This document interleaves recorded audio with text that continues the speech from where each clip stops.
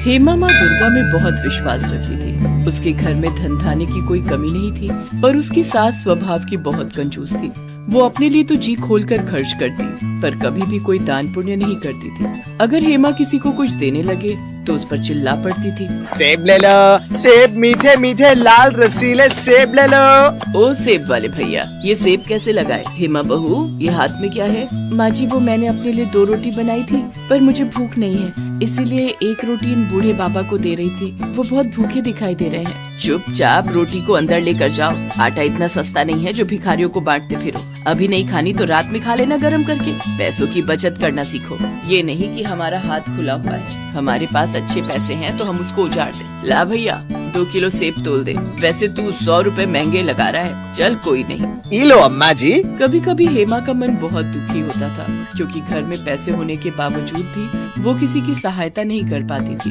आपको पता है आज एक नया ग्राहक जुड़ा है, बहुत अच्छी कमाई होगी इन सर्दियों के सीजन में। उस ग्राहक को हमारी फैक्ट्री के स्वेटर बहुत पसंद आए हैं। ये तो बहुत बढ़िया बात है सुमित बेटा, बस तू ऐसे ही खूब पैसे कमाता जा। घर में पैसे जुड़े होते हैं तो किसी बात की कोई परेशानी नहीं होती, बस काम अच्छा चलता रहना चाहिए। सुमित का काम अच्छा चल रहा था, कमाई भी बहुत अच्छी हो रही थी।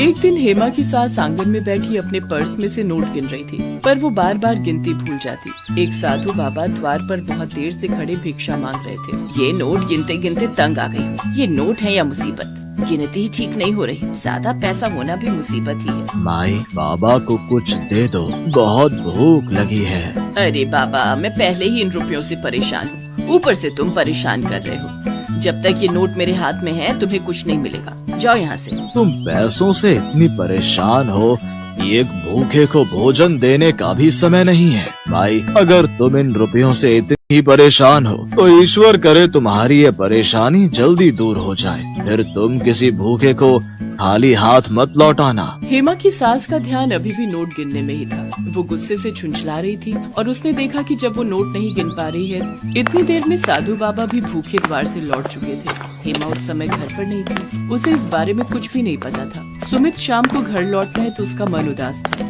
क्या हुआ? आप बहुत परेशान दिखाई दे रहे हो। मैंने बताया था ना, जो नया ग्राहक जुड़ा है, जिसने फैक्ट्री में स्वेटर का ऑर्डर लिखवाया था, अचानक उसने मना कर दिया है। मेरा बहुत नुकसान हो गया। मैंने तो माल बनवाना शुरू भी कर दिया था, पर उस ग्राहक को विदेश जाना पड़ा। आज ही उसका फोन आया है, वो माल बनवाने को मना कर रहा है। कोई बात नहीं, आप परेशान मत हो, सब ठीक हो जाएगा। ये नहीं तो कोई और ग्राहक आ जाएगा। आप बैठो, मैं खाना लगाती हूँ। पर ऐसा नहीं हुआ। सुमित की फैक्ट्री में माल पड़ा रहा, पर एक भी ग्राहक ने माल नहीं खरीदा। धीरे धीरे सुमित का सारा काम ठप हो गया और वो कर्जे में डूब गया। घर में पैसों की तंगी आ गई। हेमा और उसकी सास दोनों के सारे गहने बिक गए। मकान गिरवी रखना पड़ा। फैक्ट्री को ताला लग गया और वो लोग बहुत गरीब हो गए। एक दिन हेमा घर के बाहर झाड़ू लगा रही थी, तभी वही साधु बाबा फिर से आए। क्या हुआ? आज भी मैं यहाँ से भूखा जाऊंगा? हेमा की सास देखती है ये तो वही बाबा हैं जो कुछ दिन पहले उसके घर से भूखे गए थे। हेमा की सास की आंखों में आंसू आ जाते हैं। नहीं बाबा, ऐसी बात नहीं है। पहले मेरे घर में रुपया पैसा सब कुछ था, मैं तब भी आपको भूखे पेट भेज रही थी। आज मेरे घर में अन्न का दाना नहीं है, इसलिए मैं आज भी आपको द्वार से भूखा भेजने पर मजबूर हूँ। मुझे माफ करना बाबा, अब हम पहले जैसे धनवान नहीं रहे, हम बहुत गरीब हो गए हैं। रुकिए बाबा, ये रोटी और चटनी आप खा लो। बेटी, तुमने मुझे अपने हिस्से का भोजन दे दिया और तुम भूखी रहोगी। बाबा, मैं भूखी कहाँ हूँ? मैंने माँ दुर्गा का नाम लेकर उनके प्रसाद की मिश्री खा ली, मेरा तो उसी से पेट भर गया। जीती रहो बेटी, तुम माँ दुर्गा की सच्ची भक्त हो। घर में ये परेशानियाँ इसीलिए आई हैं क्योंकि तुम्हारे घर से कभी भी किसी गरीब और बेसहारा को दान पुण्य नहीं हुआ था। तुम माँ दुर्गा के नव